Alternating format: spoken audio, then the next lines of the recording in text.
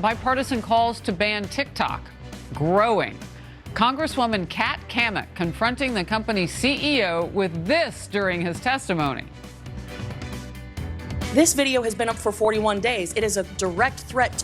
You damn well know that you cannot protect the data and security of this committee or the 150 million users of your app, because it is an extension of the CCP. Some progressives, though, still go after the idea of banning TikTok. They're so thirsty for that attention.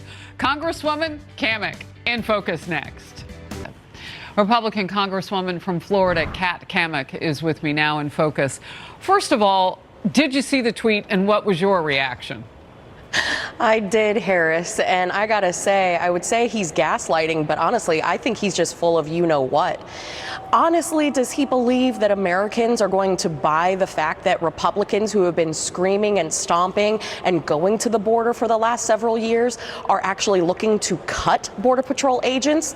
If you look at the president's own budget, he's only adding 100 Border Patrol agents. We need more than 2,000. Under this administration, the Biden administration, more than 35,000 pounds of fentanyl has been confiscated, and it's estimated that only 5 to 10% of the fentanyl entering our country is getting caught. It's no wonder that 300 people a day are dying under Biden's watch. I've said it before, I'm going to say it again. He is not the commander-in-chief when it comes to border issues. He is the trafficker-in-chief, because that's all that's happening down on the border is trafficking of humans, trafficking of drugs, and we are seeing the direct result play out in our communities across America. Absolutely. Just quickly, when he says that Republicans would allow nearly 900 pounds of fentanyl, do you think he doesn't know how this works? Well, considering that he's been to the border, once, and only after they cleared it up for like a half half visit. He didn't see much. Exactly. As someone who's been to the border 8-9 times myself in the last 2.5 years, I can tell you, it is a war zone. It is absolutely unconscionable what's happening. They're finding bricks of fentanyl that have the stamps of border cartels in my communities all across Florida. It's unbelievable that he's now trying to flip the script, but I tell you what, no one's buying it. Even the Border Patrol Council, they fired off saying this is unbelievable. They have done nothing to lift a finger to help. In fact, they took 89 of the Trump-era border security measures off the books. We have over 1.5 million gotaways in the country. We have no idea who they are and what they're doing. And we have 2.7 million people who have been paroled into our country that have a court date of 5, 6, 7 years from now. Do you think they're actually going to show up? I don't think so. Gotaways roaming free. We don't know what they're doing. Well, they got here illegally, so we can guess maybe they're still breaking our laws.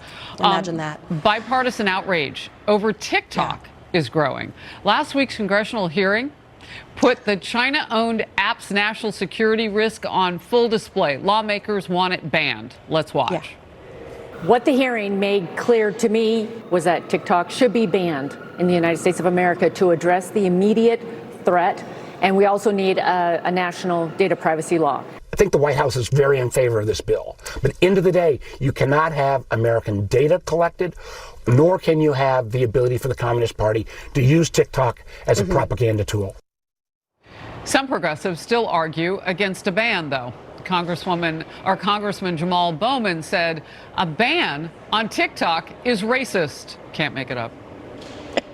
To ban TikTok is to, put a Band-Aid on maybe a small scab versus what's happening in the whole social media landscape. Okay, I just shake my head at the thought of every time Democrats run up against something they don't like, it's racist. That seems to be the default setting, Harris. If they can't make an intelligent, articulate argument, they just pull a race card and say, it's racist. That, like I said, is just the default setting. But, what's interesting is he has 135,000 followers on TikTok. I'm not sure what the other platforms he has. Maybe it has something to do with the fact that he feels like he will be losing some influence if he were to no longer have access to it. Yeah, just the thought of that. An elected individual, that is really sad and disgusting. Another progressive, dead set against a TikTok ban, Congresswoman Alexandria Ocasio-Cortez, and yes, she posted her argument on TikTok. I can't believe this, Harry. To me, the solution solution here is not to ban an individual company, but to actually protect Americans from this kind of egregious data harvesting. And usually when the United States is proposing a very major move that has something to do with significant risk to national security, one of the first things that happens is that Congress receives a classified briefing. And I can tell you that Congress has not received a classified briefing. Congresswoman, I have to ask, I mean, is this something that we're missing here? Is it an age group within Congress? Is it money, as you say, through followers? Because that's what that means, right? Yeah. I mean, do you need clicks? What is it? Listen, it's clear that there are some legislators up here that are just thirsty for attention, and they'll do anything and use any medium to get that attention. But she says she hasn't received a briefing on why it's dangerous to have TikTok on our phones. She can go down to the SCIF at any given time as a member of Congress and read the FBI briefing, the CIA briefing, the Director of National Intelligence briefing. Those have been available, and I'm sorry, she just hasn't made the time apparently. But let's be clear, TikTok is an extension of the CCP. They aren't harvesting our data to turn around and sell it the way that Meta and others do, which there are legitimate concerns about those practices that we need to address.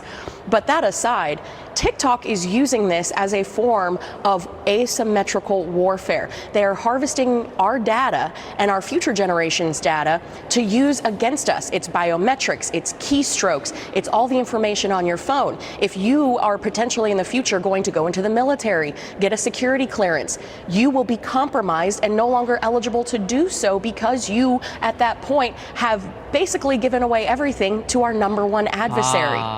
This is insane. Look at you hitting the nail on the head. We talk a lot about China's military on the show and how they have built up a navy that dwarfs the size of our entire military, number-wise. They don't have our intel. They don't have our technology. But isn't that interesting that people who might otherwise qualify for getting into the U.S. military could mess that up on their CCP platform? That is fascinating. Last quick word.